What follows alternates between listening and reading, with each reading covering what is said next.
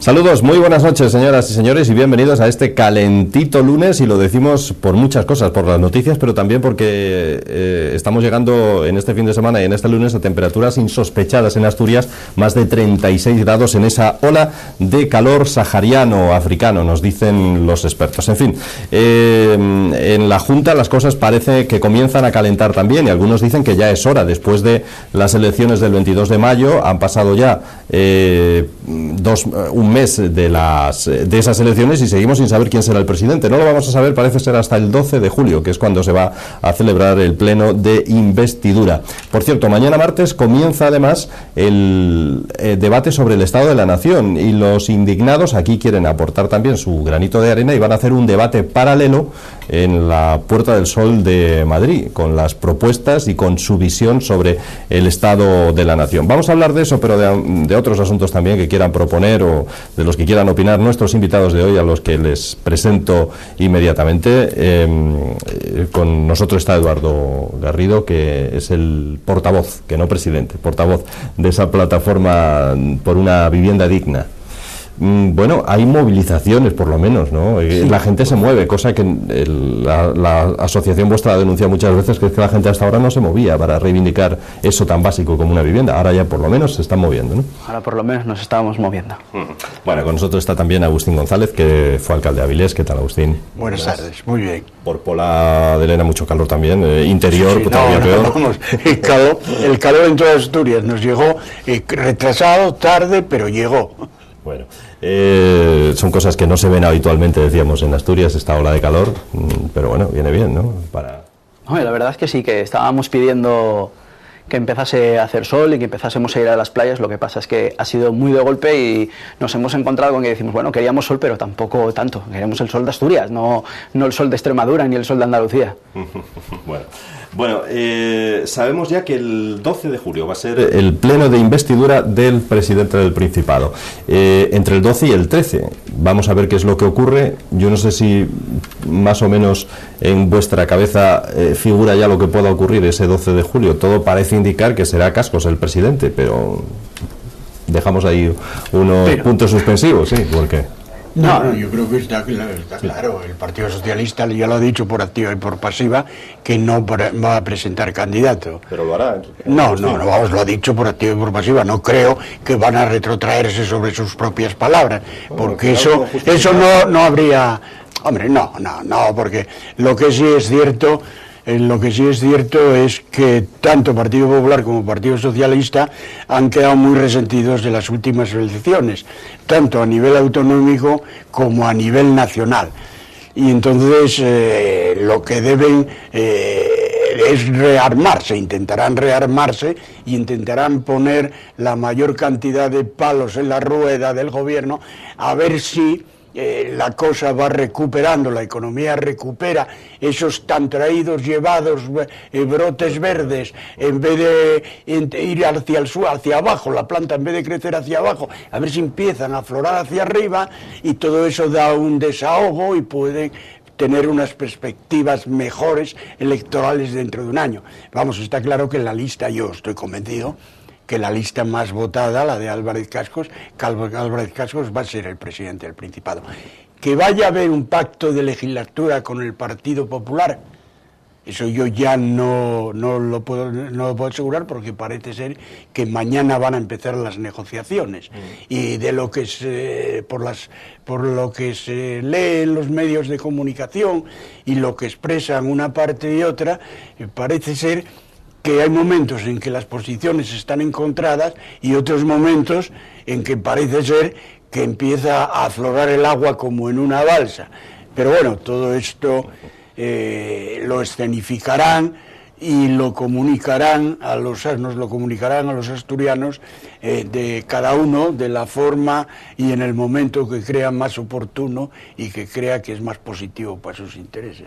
Pero vamos, yo tengo claro que el presidente va a ser Álvarez Cascos. Eduardo. Yo la verdad es que creo que sí, que también va a ser Álvarez Cascos. Lo que pasa es que yo sigo pensando que no son las personas que nos van a representar. Verdaderamente sigo pensando que son gente que va a representarse a sí misma, a sus partidos, y no a la gente que estamos en la calle, a la gente que estamos protestando, porque estas cosas no debe que estar así.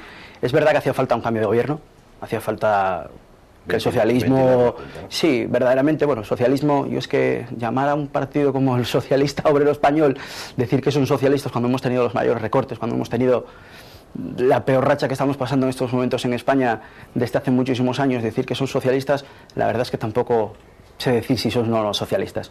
Entonces la verdad es que sí que hacía falta un cambio de gobierno y yo pienso que puede venir bien que venga Cascos, que puede venir bien que venga otra persona a gobernar y ver si es verdad que consiguen hacer algo, a ver si es verdad que tienen esa llave que dice que tienen para crear empleo, para sacar a la gente de esta crisis y demás, a ver si consiguen algo. Me parece que va a estar complicado gobernar así en minoría y no, yo creo que al final va a haber pactos. No nos olvidemos que dentro de un año va a haber elecciones generales y que los grandes partidos nacionales tienen que posicionarse. O sea, que no se puede... yo hablé lo del poner palos en la rueda y los va a poner quien se quede en la oposición, va a intentar. Pero vamos, va a tener que tener mucho cuidado, porque hoy lo que se dio aquí, el cambio de gobierno que manifestaron los asturianos y las asturianas en las urnas, no fue por generación espontánea, fue porque había una situación de que a los asturianos y a las asturianas nos apretaba el zapato. Tenemos un paro juvenil de un 45% en Asturias. Tenemos una generación entre 25 y 30 años muy preparada, que ha costado mucho dinero a las arcas del Estado el que se preparara, y que está en paro, y que no tiene perspectivas a corto plazo de conseguir una independencia familiar, tiene que vivir a costa de sus padres, de sus abuelos, y no puede pensar en perspectivas de futuro porque no tiene perspectivas de poder tener un empleo no ya fijo, sino precario. O sea, la situación es tan crítica como eso. Y hablan los economistas de que puede ser una generación perdida.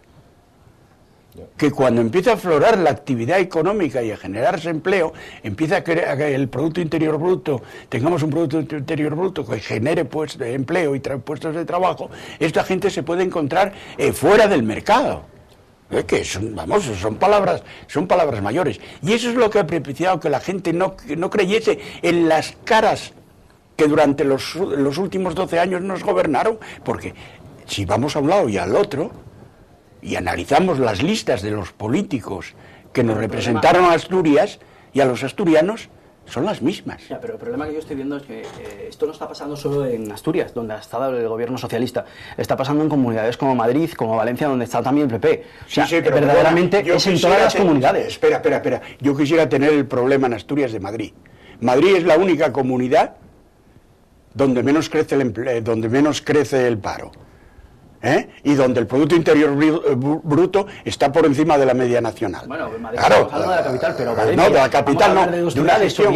Oviedo y Gijón. Claro. Oviedo y Gijón simplemente, que son donde estaba de toda la vida socialismo, donde estaba toda la vida Gabino de Lorenzo, hemos encontrado que verdaderamente están iguales. Sigue habiendo el mismo paro en una parte que en otra. No crean ni uno ni otro, crean empleo. Vamos a ver, pero es que estás hablando de política municipal.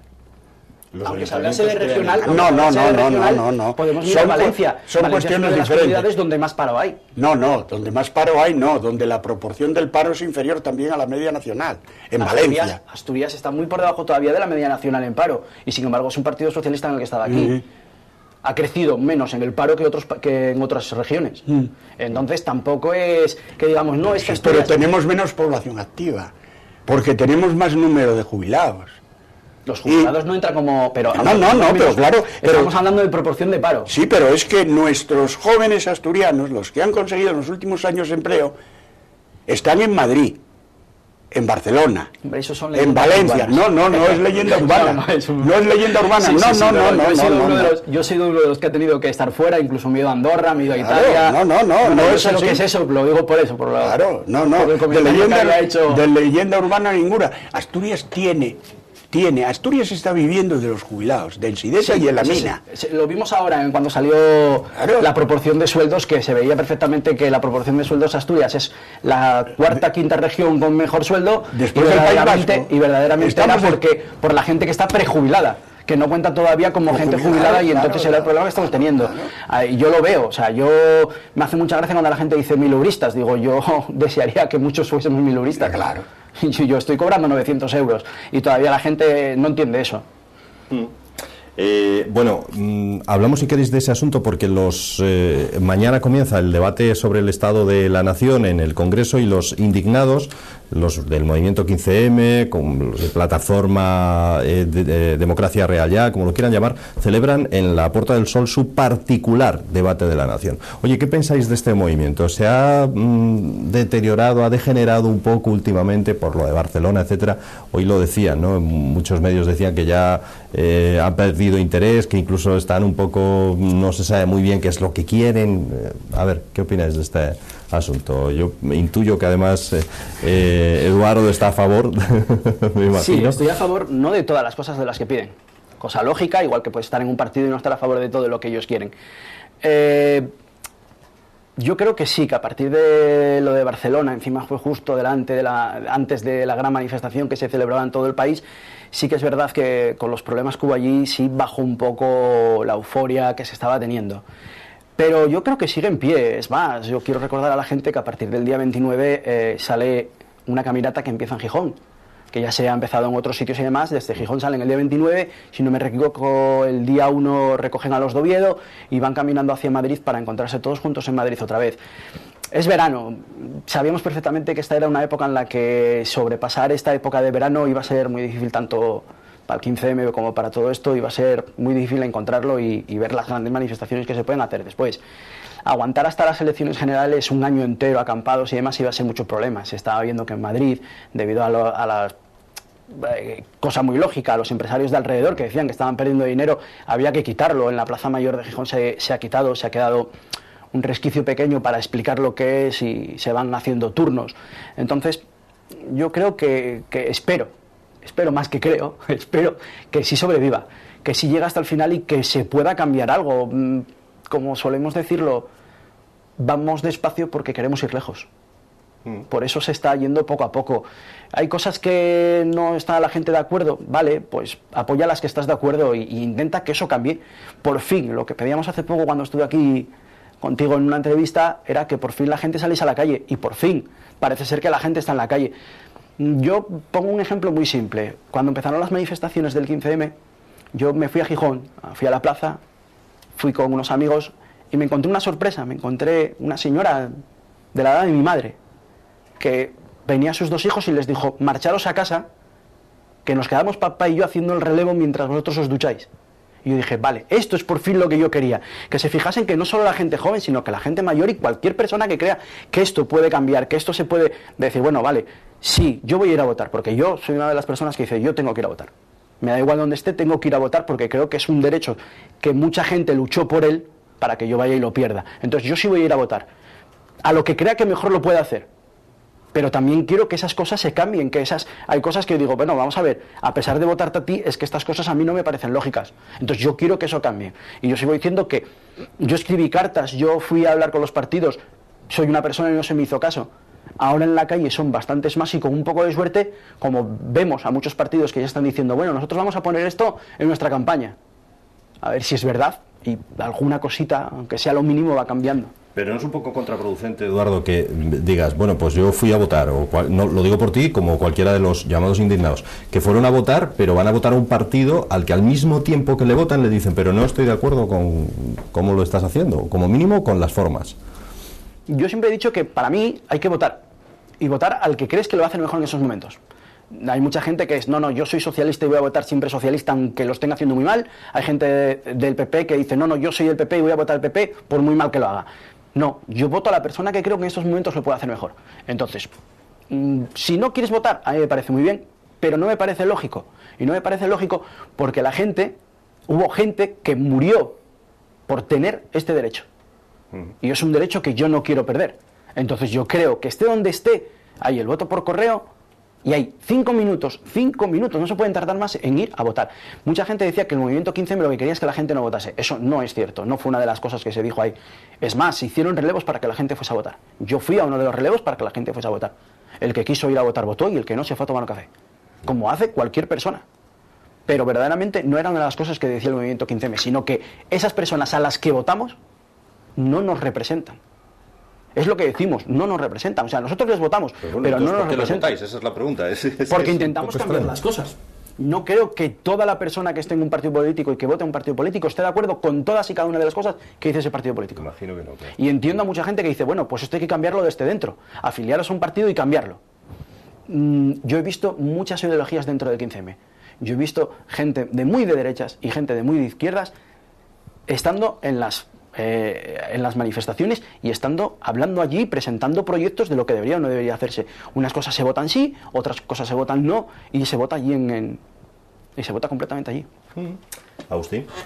Bueno, yo creo que el movimiento 15M es un movimiento que nace, yo creo que es un movimiento que posiblemente hubo mucha pasividad en esta España actual, mucha pasividad, vivimos muy bien, creíamos que éramos ricos y claro, cuando se nos cayó la venda y vimos la realidad palpable, pues entonces yo creo que es un movimiento de rebeldía, es un movimiento de gente joven y hay muchas cosas en las que yo estoy perfectamente de acuerdo y que debe forzarse a los partidos políticos a que tomen las iniciativas precisas y necesarias para ir resolviendo los problemas. Cuando hablamos, hay que crear empleo, claro que hay que crear empleo, pero el empleo no se crea de hoy para mañana. Hay que crear, hay que sembrar y hay que poner la semilla para que esa semilla germine y produzca actividad y esa actividad genere empleo. Hasta que no crezcamos el IPC, estemos cerca del 3%, no vamos a crecer, no vamos a generar empleo. Pero entonces hay que crear la hoja de ruta. Y la hoja de ruta, en primer lugar, no se, como leíamos aquí una cosa de un ayuntamiento, no se crea incrementando el gasto en sueldos de políticos, en sueldos de liberados y en sueldos de asesores. Sino es restringiendo el gasto y mirando que en ese municipio que fue un municipio netamente industrial, haya terreno para que se puedan implantar empresas, no que si llega mañana una empresa a establecerse a esa zona no tentenga terreno para... Se refiere al caso de Avilés, que no puede conocer mejor. Claro, claro, necesitamos terreno. Hay un proyecto que llaman la nueva centralidad, que es un principio, yo lo conozco por la prensa y someramente, pero es un proyecto donde se quiere poner en valor un nuevo urbanismo que conviva con un desarrollo industrial limpio. Bueno, pues ahí hay que poner ese dinero, hay que luchar, hay que buscar que los presupuestos municipales, los autonómicos y el nacional, porque si no, no se hace, pongan dinero para desarrollar ese proyecto, que es urgente el desarrollo de ese proyecto. Porque Asturias, si no crecemos industrialmente, seguiremos siendo la cola de España. Necesitamos desarrollar proyectos industriales, pero proyectos industriales creíbles, no Venturos, 21 y todas esas cosas, que son empresarios, que yo no sé quién hizo los análisis para que se estableciesen esa serie de empresas, pero al final se llevaron las subvenciones, ahí quedan parados, cabreados y sin trabajo. Y claro, ¿a dónde va si posiblemente no haya los avales o las garantías suficientes incluso para recuperar el dinero que les dio el Principado para establecerse? O sea, hay que ayudar, no hay que intervenir, sino lo que tiene que hacer la administración pública y la administración local es establecer unas reglas y unas normas que incentiven la inversión. Porque quien crea empresas y quien sabe dirigir empresas y quien sabe sacar beneficio de las empresas son los empresarios. O sea, la administración incentivar, nada más. No, vamos, incentivar y favorecer, porque es que la administración tiene un papel importantísimo en la regeneración industrial y en la actividad económica, que son impuestos, que es suelo, que es infraestructuras, que es el papeleo administrativo. O sea, que no puede llegar nadie ahora a una ventanilla de un ayuntamiento y un proyecto de futuro, un proyecto importante para la comarca, para la provincia o para la autonomía, llamémoslo como queramos, esté ahí pasando de un despacho a otro y de una firma a otro 6, 7, 8 meses. Porque puede darse la circunstancia que el empresario que lo va a hacer, claro, y se marcha para otra autonomía. Yo soy cocinero y hace poco me encontré con un gran maestro, con Tino Helguera, el pastelero, campeón de España, su hijo igual, y están abriendo la Casa del Chocolate. y nos encontramos con la sorpresa. Dije, bueno, ¿para cuándo por fin? Y me dijo, para cuando me den los papeles. Digo, ¿pero qué te pasa? Dice, teníamos los papeles para abrir en enero. Dice, por lo cual ya perdimos todas las navidades. Dice, ya perdimos el Día de la Madre, ya perdimos el Día del Padre, ya lo perdimos completamente todo. Y todavía está esperando por los papeles para poder abrir. Eso, un empresario, una persona, un campeón de España que tiene una trayectoria y le tardan muchísimo los papeles. Después, claro, le pedirán el IVA por adelantado, le pedirán completamente todo. Sí, es verdad que hay que crear esas cosas que decir, bueno, vamos a ver, no se puede tardar tanto en dar unos permisos y nada. Y encima después que no pasa absolutamente nada. Ay, fue una equivocación nuestra, fue una equivocación vuestra, échame a la persona que se equivocó, porque a mí me ha hecho perder muchísimo dinero. No, claro. Bueno, eso es una de las cosas que... Entonces, aquí se han marchado proyectos por la burocracia. Se han ido a otras autonomías donde eran más ágiles, más rápidas, y el empresario, el inversor, se sentía más arropado y más apoyado. Y el arropar y apoyar no es simplemente las subvenciones, tiene una parte importante. La subvención también es un incentivo importante, pero no el principal. Y claro, mientras no nos grabemos en la mente que está muy bien, los servicios están muy bien, hay que potenciarlos, hay que desarrollarlos, hay que mejorar, pero que no podemos dejar de pensar que tenemos industrias cabeceras básicas aquí, y que esas industrias básicas y cabeceras, para que permanezcan, tienen que tener una serie de incentivos, y que en torno a esas industrias básicas tenemos que desarrollar otra segunda actividad industrial, que puede ser a lo mejor de más valor añadido, que no la hemos desarrollado durante todos estos años. Nos hemos centrado en Unosa y en Sidesa, la cosa marchaba, no había problema, era empresa pública, la cuenta de resultados nadie la miraba, había trabajo, todo el mundo trabajaba, todo el mundo tal, se vivía de maravilla. Pero claro, cuando viene la primera crisis siderúrgica y la crisis minera, vienen los problemas. Porque entramos en Europa, claro, muy bien, estamos en Europa, pero Europa dice, oiga, la minería se va a mantener la que pueda vivir por sí sola. Nosotros hasta tal año vamos a subvencionar la extracción de carbón, pero a partir de esa fecha nosotros les hemos estado dando dinero para que reindustrialicen las cuencas y para que formen a las nuevas generaciones de las cuencas con estudios, con formación profesional, con carreras universitarias, becas importantes de estudio que se están llevando en las cuencas, mucho dinero. Pero oiga, esto tiene fecha de caducidad, ¿eh? Lo que no sea rentable hay que cerrarlo, porque se acabó la subvención. Oiga, que usted quiere seguir explotando, lo explota usted y pone el dinero usted, pero la Comunidad Económica Europea no paga juergas a nadie.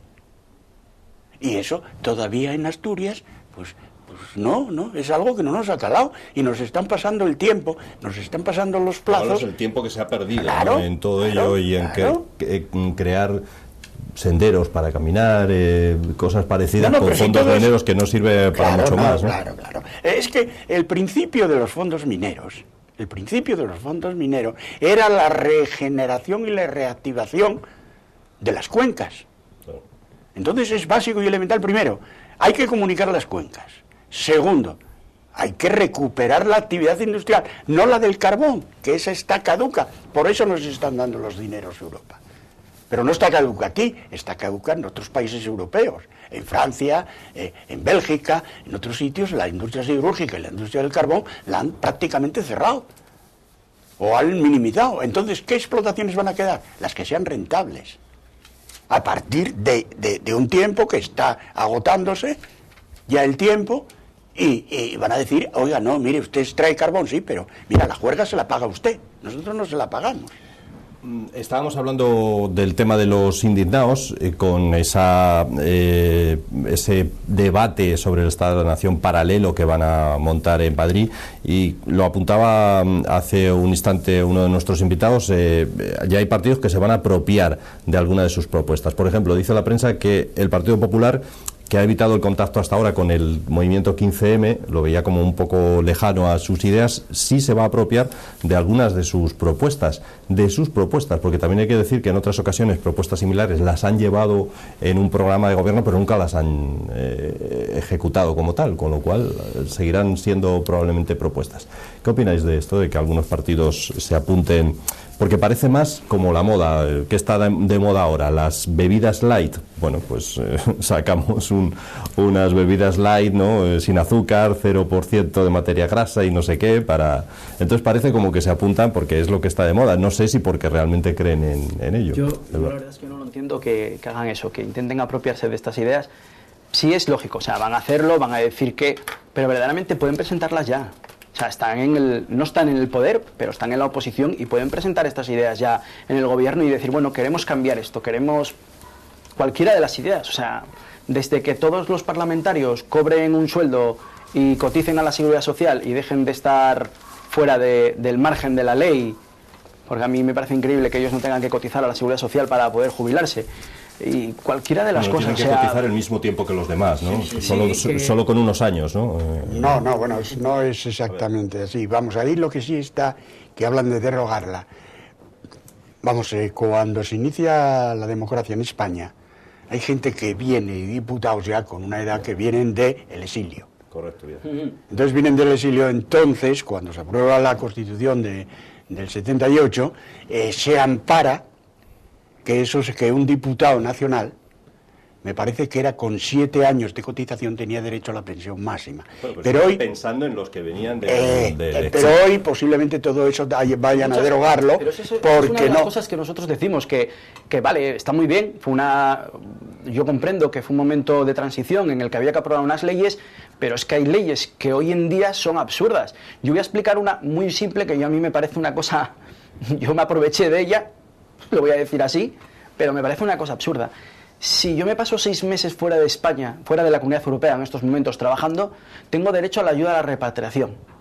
Hoy en día la ayuda a la repatriación a mí me parece algo insólito, me parece algo que se hizo en ese momento para que todos los españoles que se habían marchado fuera de España por una guerra civil, por una dictadura que había, pudiesen venir aquí con una ayuda, perfecto, pero hoy en día, ¿a qué está esa ayuda a la repatriación? A que gente como yo, que sabe que eso existe, se aproveche de ello. Entonces, es una Constitución buena, pero muy mejorable. Y muy mejorable, y que la gente dice, no, la Constitución no se puede tocar. Señores, sí se puede tocar. Si la gente en la calle, si la gente estamos diciendo que, y somos muchos los que salimos a la calle a decir, cámbienlo, por favor, cámbienlo, que estamos todos de acuerdo en cambiarlo. Pues yo creo que todos los partidos tenían que ver y decir, bueno, señores, ya llevamos 30 y tantos años con esta Constitución. ¿Qué tal si cambiamos estos puntos que ya son absurdos para el año 2013? Vamos a intentar cambiar esto. Nadie va a cambiar algo que les favorece, claro. O sea, que con 7 años de cotización ya consigan... Y no solo eso, pues sino que... No lo van a cambiar que de por sí, ¿no? Gente que deja de estar en la política, expresidentes de ambos sitios, estén cobrando de nuestros impuestos y estén en empresas privadas. Me parece muy bien. ¿Quieres ir a una empresa privada? Vete, dejas de cobrar. Dejas de cobrar de nosotros. ¿Por qué? Porque estás en la empresa privada. No, me parece quédate ahí. Me parece, por la información que yo tengo, vamos, de lo que leen los periódicos, que yo tampoco tengo otra información más privilegiada. Bueno. Parece ser que Felipe González no cobra los 70.000 euros que tiene asignados al año. Si tiene el servicio de seguridad, sí. El servicio de seguridad sí, porque bueno, es lógico. Incluso me parece lógico. No, es lógico, es un expresidente. Bueno, pues la situación en España en cuestión de seguridad, bueno, pues debe de tener seguridad. Pero Aznar tampoco lo cobra, y el único que dicen que lo va a cobrar es Zapatero.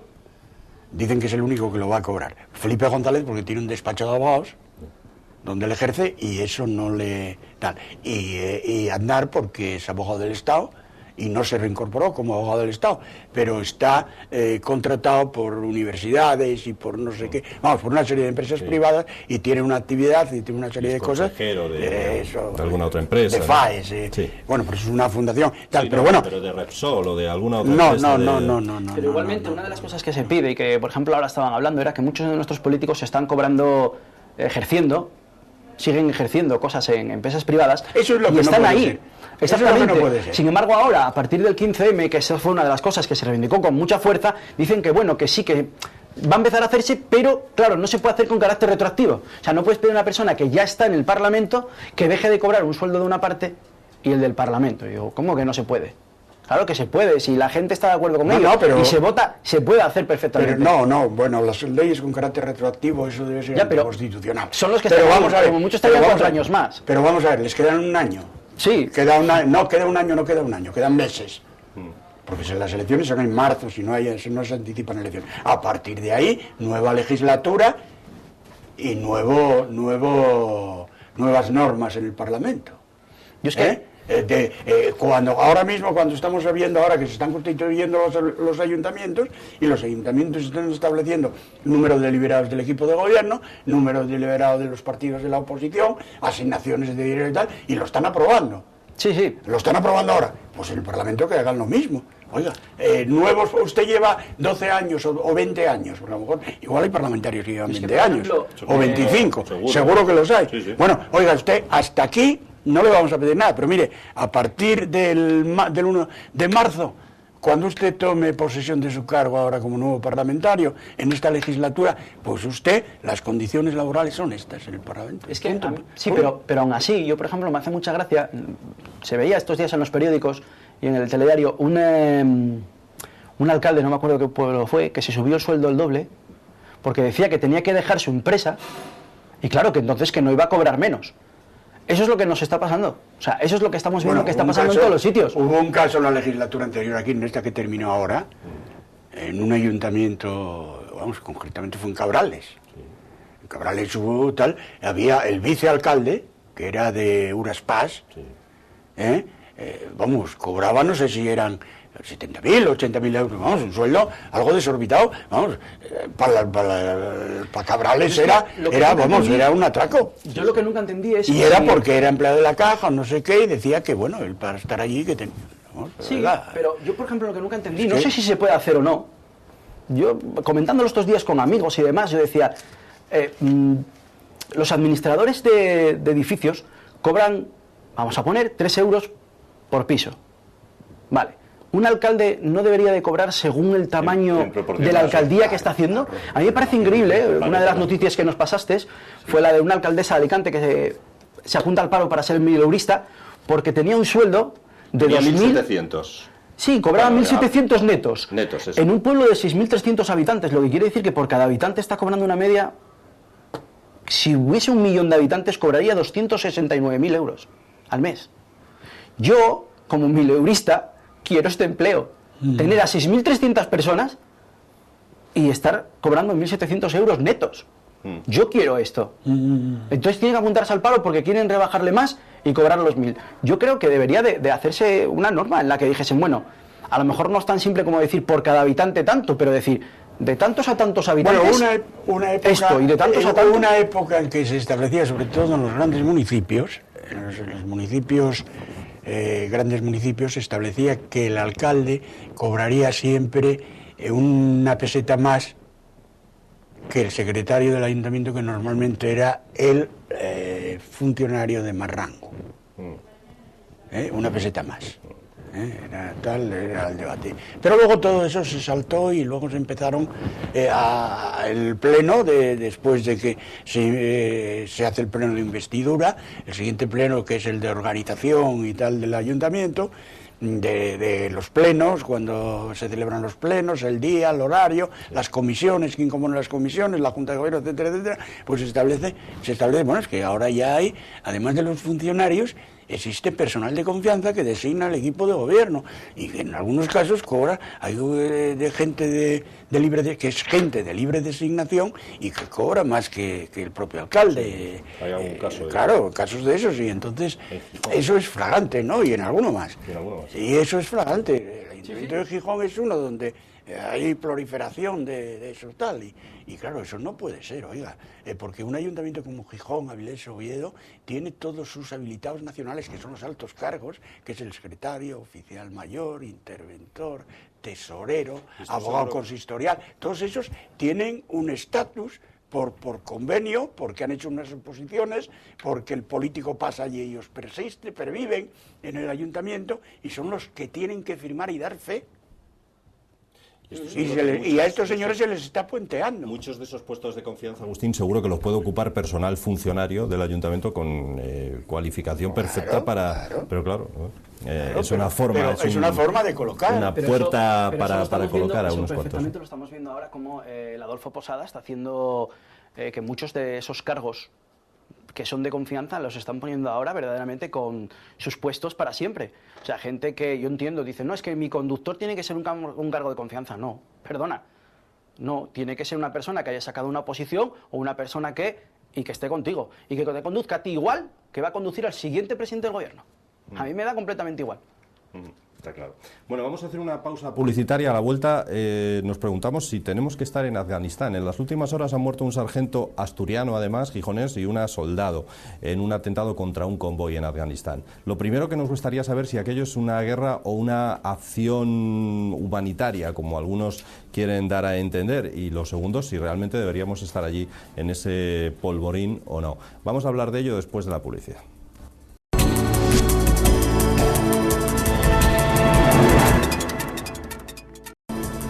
Como les decíamos, estamos de vuelta ya de la publicidad. Como les decíamos, en las últimas horas hemos tenido que lamentar la muerte de un sargento asturiano y de una soldado española colombiana que murieron en un atentado contra un convoy en Afganistán. Lo primero que nos gustaría saber de nuestros invitados es si calificáis eso, claro, porque hoy mucha gente ya empezaba a decir que esto es una guerra como la de Irak y otros a defender que allí sí debíamos estar, aquí sí debemos estar en Afganistán, pero no en Irak, y que son casos totalmente diferentes. ¿Se está utilizando eufemismos para definir lo que estamos haciendo en Afganistán y para no llamarle guerra cuando realmente lo es o no? ¿Qué pensáis? Yo pienso que en cualquier sitio en el que nuestros soldados tengan que ir con un arma y protegerse es un acto de guerra. Yo creo que todos estos sitios donde estamos, donde tenemos que hacer estas cosas, deberían de haber vuelto ya hace muchísimo tiempo. Es más, no deberían de haber ido a ninguno de estos sitios. Es un dinero completamente absurdo que se está gastando, y vidas humanas sobre todo, que ese es el mayor problema que estamos teniendo allí.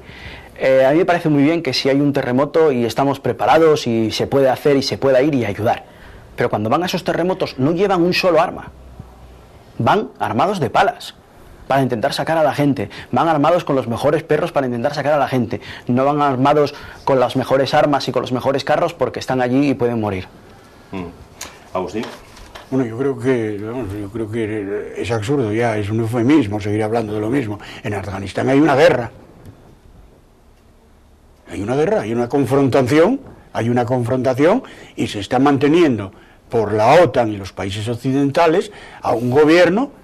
Y se está la cosa dándole la imagen o pintando la pared, blanqueando la pared de que es una ayuda humanitaria y de formación para que no los coman los talibanes a aquella gente y puedan ser libres y demócratas.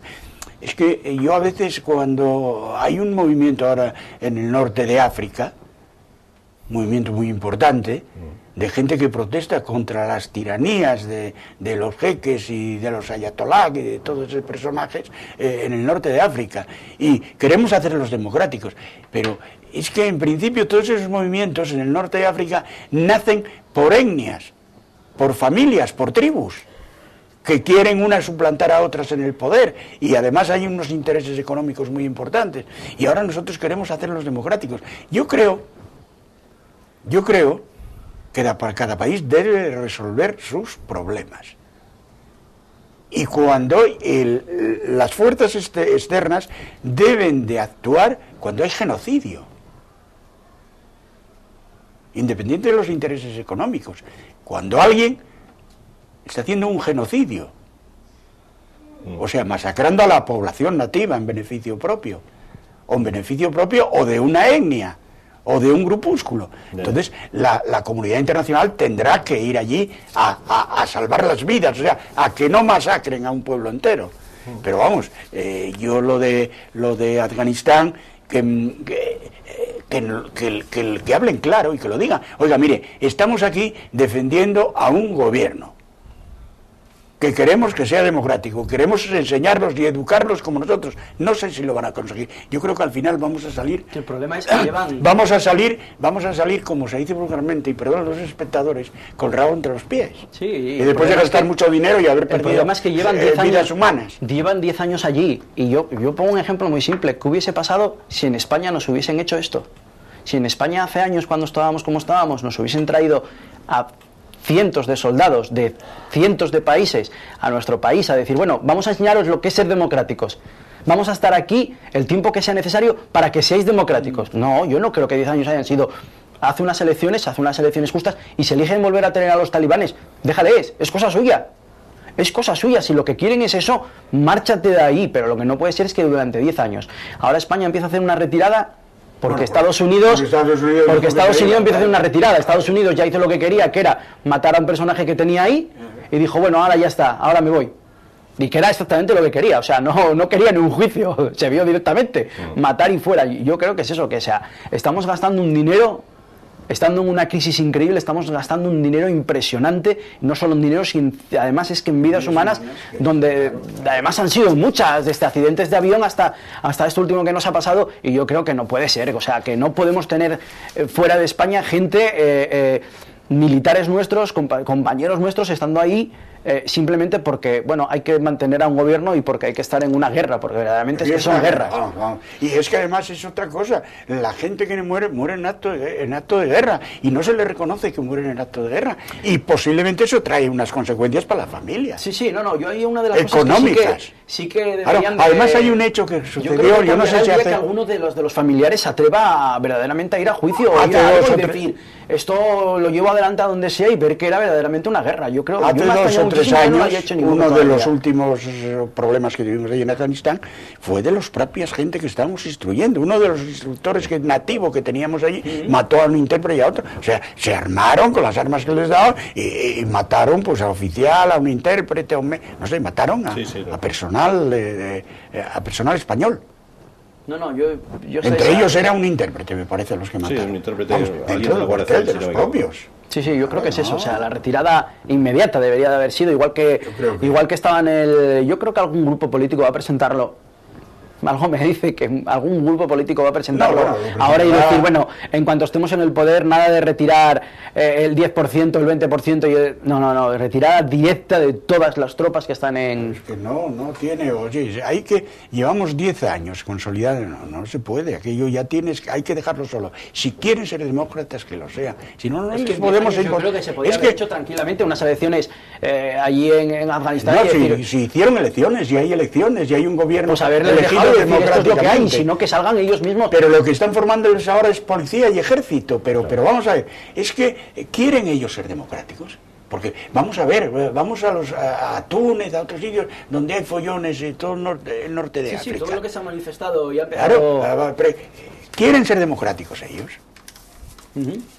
Eso es lo que quieren es justicia social y regirse por común. O sea, una vez que ya... Nos retiramos tal día y defiéndanse. Y la gente del pueblo, si tenéis algún problema con que esté esta gente, pues es lo que hay que hacer.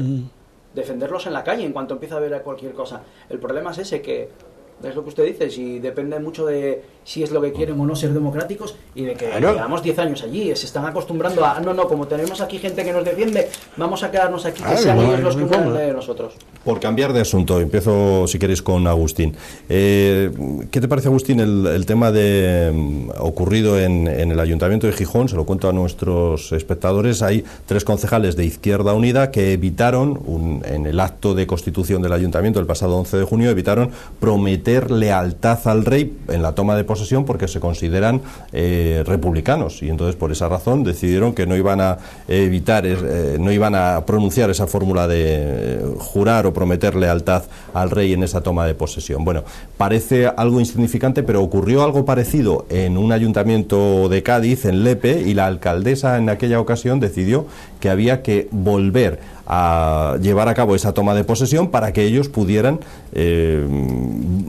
obligatoriamente prometer o jurar lealtad al rey. Vamos, yo creo que... Porque puede ser que tengan que volver a tomar posesión estos 3 concejales de Izquierda Unida. Es que si no respetan las leyes, si empezamos porque los representantes del pueblo, los representantes electos no respetan las leyes, entonces mal nos van a gobernar.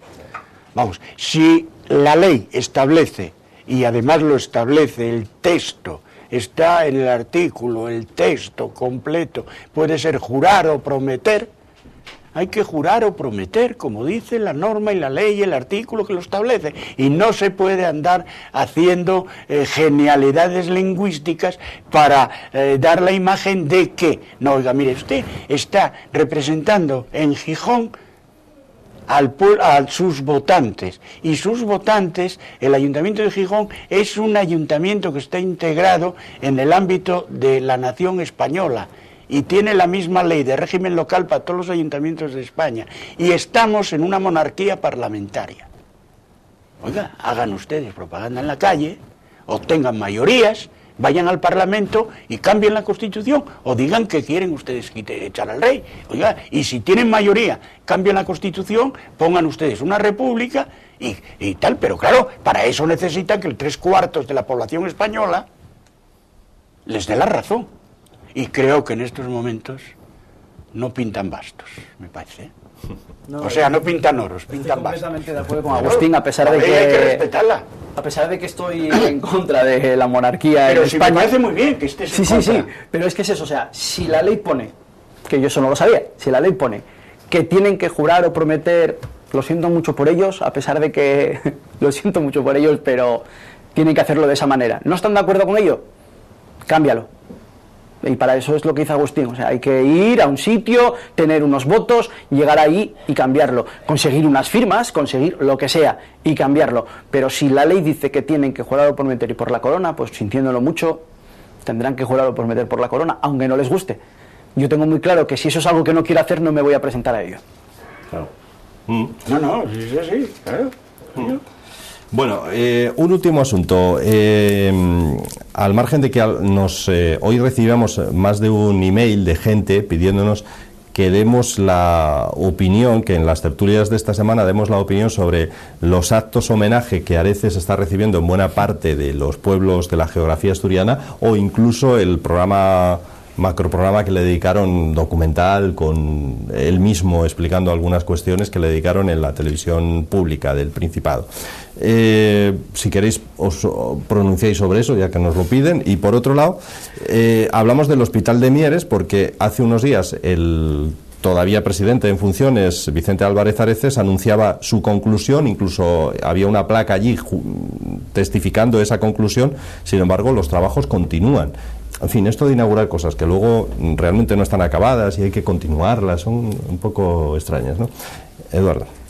Bueno, yo voy a decirlo de esta manera, ya que no lo has dicho tú, la televisión de Areces, la televisión del gobierno en estos momentos, una televisión que debería ser completamente privada, no pública, sobre todo con todo el dinero que se está gastando esa televisión, la verdad es que sí, que hizo un programa completamente para él. No solo ha hecho estas cosas, sino que además ha enviado cartas de despedida a los trabajadores del Principado, cartas diciendo que bueno, que luchó completamente, después de un recorte del 5% de los salarios, él luchó completamente por los empleados. Entonces hay muchos empleados que están completamente indignados por esas cartas que han llegado, porque dicen, bueno, encima nos llega esto ha sido increíble. Nos encontramos con eso, de que están empezando a hacer inauguraciones, están empezando a hacer completamente todo lo que ha hecho al final, y la verdad es que sí, que es increíble, está haciendo más en estos 15 días que muchísimos años que estuvo. Parece que es como una forma de querer despedirse. Sí, no. Eso que dices, perdón Agustín, eso que dices de las cartas, aquí también han llegado. Es curioso que esta televisión, que está como está, por culpa precisamente de una decisión administrativa del gobierno de Areces. Cogieron todas las direcciones que tenían y dijeron, vamos a enviarlas, a ver lo que pasa. Pues aquí también nos ha llegado una carta del propio Areces, firmada de su puño y letra, diciendo que agradece mucho. Estoy esperando la contestación que yo le escribí, porque le contesté completamente a la carta diciendo eso, que gracias a él a mí me habían recortado un 5% mi sueldo 1000eurista, o sea, no el suyo, pero el mío sí, el mío se había recortado. Yo ya no soy 1000eurista gracias a él, o sea, porque hasta hace unos años cuando yo venía aquí decía, bueno, yo tengo la suerte de ser 1000eurista, es que ahora ya no puedo decirlo, se me ha recortado. Es increíble, yo hace 5 años cobraba 1000 euros y ahora no los cobro. Hace 5 años y ahora no los estoy cobrando. Y es broma que encima te envíen una carta. Y encima me envía la carta diciéndome que él y yo digo, bueno. Y encima tienes que dar gracias porque cobras todos los meses. Claro. Sí, bueno, no cobro todos los meses, que soy uno de los muchísimos interinos del Principado, debido a la gran cantidad de oposiciones que este gobierno hace. Mientras trabajas lo cobras, los meses que no, pero los meses que sí, ¿no? Bueno. No, pero vamos, yo tengo una cosa muy clara. Yo espero que Francisco Álvarez Cascos tome medidas con la televisión del Principado. O sea, en este año se lleva comidos 40 millones de euros. y en una situación de crisis, de recorte del 5% de media a los salarios de los empleados, donde está paralizada la inversión en la obra pública, donde en servicios sociales están ya detectándose las carencias de la aportación del dinero del Principado, no se puede permitir que una televisión como se gaste 40 millones de euros, que es mucho dinero para gozo y disfrute de un partido, porque además no tienen la decencia de ser medianamente plurales, porque podían ser medianamente plurales, es el problema de cualquier porque televisión, los 40 millones, sí, pero es que hay que hacerlo con todas las públicas. Sí, ese es el con problema. todas Las porque es que además en Madrid se ve lo que pasa, se ve además, en las televisiones, y es el problema de una televisión pública que el además, partido que manda es el partido que está diciéndole lo que tiene que hacer. Sí, pero es que además aquí ya tenemos tres canales, la 7, la 8 y la 9. Pero es que en Andalucía tienen 5, 6, y en Madrid no sé cuántos, y en Barcelona ya no te cuento. Y es que eso es una bola de nieve que genera unas cosas. Oiga, mire, la oferta televisiva en estos momentos, por suerte, la televisión privada da una oferta plural y amplia.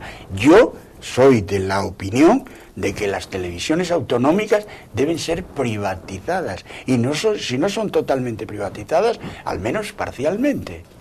Nosotros cuando se creó la televisión de Asturias, nosotros pensamos, yo juego al rugby, y pensamos que se iban a poder televisar cosas de aquí de Asturias, partidos de niños, te piden dinero, y bastante dinero, por salir los sábados. Cuando después estás viendo que están dando, con todos los respetos, la Fórmula 1, que dices, bueno, ¿qué le están cogiendo la imagen a la sexta? No, resulta que se llevan sus propias cámaras, que es un dinero, se llevan sus propios corresponsales, y dices, bueno, o sea, a nosotros nos pides dinero y ellos tienes que pagarle todo eso para llevarlo allí. Las cámaras son de la Sexta, y el programa es de la Sexta porque es el dueño. Pero el dueño de la Sexta es Mediapro.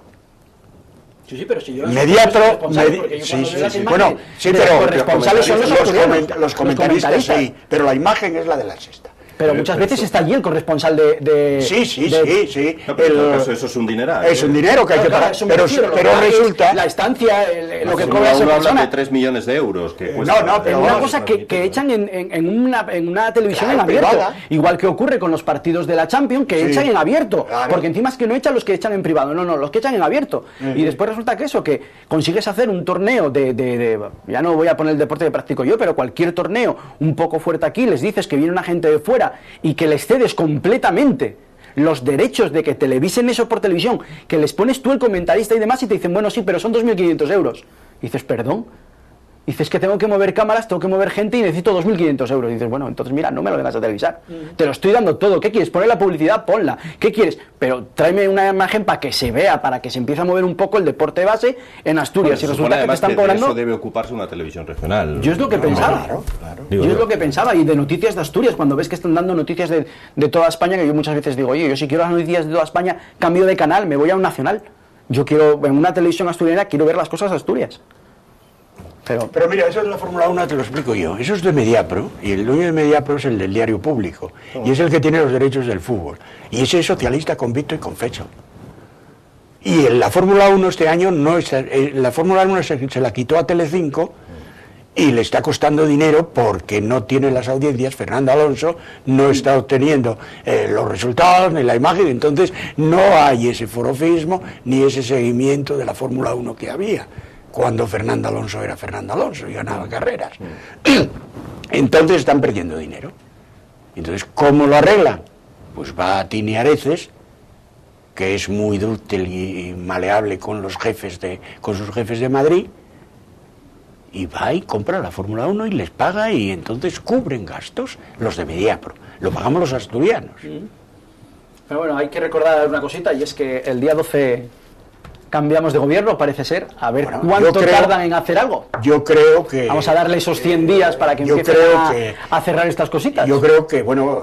a cerrar, a cambiar. La cosa no se podrá hacer de momento, pero yo creo que Francisco Álvarez Cascos va a tomar medidas importantes, y una de ellas va a ser la televisión. La televisión no puede ser. Podemos llegar en principio a una fórmula de decir, oiga, yo la privatizo, y a quien coge y se cargue con la televisión, yo le pongo 15 millones para que me haga publicidad y ciertos programas sobre Asturias y lo asturiano. Ahora, el resto se lo juega usted. Si quiere dar fútbol, además de competir con la Sexta en el partido en abierto, lo da usted el partido en abierta, pero eso es a costa suya. Que quiere dar la Fórmula 1. Igual que dan los partidos del Oviedo, yo dije, bueno, vale, darán los partidos del Sporting, todos los partidos. Claro, como no tiene los derechos, no puede darlos, y da el partido en abierto. Digo, ¿pero por qué el abierto? Y encima pagando por ello. Digo, me parece absurdo completamente. A la misma hora en otro canal. Sí, en canal nacional. Sí, claro. Que dices, bueno, voy a verlo, o sea... Claro. Vale, me da igual verlo como uno en otro, perfecto, vale, Bueno, pero... Como explicaba Agustín, es un acuerdo meramente político. Claro, es un acuerdo meramente político. Bueno, lo del fútbol no, porque lo del fútbol es un acuerdo de todas las televisiones autonómicas, de la Forta. Pero parece ser que otras televisiones, por ejemplo, Valencia, Cataluña, Madrid, tienen cierta incidencia y, por ejemplo, Madrid pone el Atlético de Madrid, suele poner el Atlético de Madrid en abierto, en Barcelona, al Barcelona siempre lo ponen. Claro, pues eso es lo que yo decía. Y Valencia también pone a Valencia, pues claro, eso cuesta una pasta que no, porque además es más fácil, porque eso se lo compran, eso va en Gol Televisión, en ese que hizo, que es el de Mediapro también, es del también. Entonces ahí en ese paquete pues tiene derechos, compra los derechos TV3, Canal No y TV Madrid, compra los derechos, y entonces meten, como en Madrid y Barcelona lo televisan siempre por el canal de pago los sábados, suelen ponerlo, salvo que se lo ponga un domingo Canal Plus, entonces meten siempre uno de esos partidos para esas televisiones. Bueno, señores, pues nos quedamos sin tiempo. A ver, ya lo hemos dicho al principio y lo volvemos a decir ahora al final de este debate. El 12 de julio llega la oportunidad de un cambio en Asturias. Vamos a ver si este se consolida, como muchos asturianos decidieron el 22 de mayo, o a ver qué es lo que ocurre. Eduardo, muchas gracias por estar con nosotros hoy en este debate. Un placer rescatarte y tenerte por aquí de nuevo. Y Agustín González, igualmente. Muchas gracias. Bueno, gracias a vosotros. Señores, que esto fue todo en nuestro debate de hoy. Mañana volvemos, esperemos que sin ola de calor ya, que refresque un poco la cosa. Gracias, hasta mañana.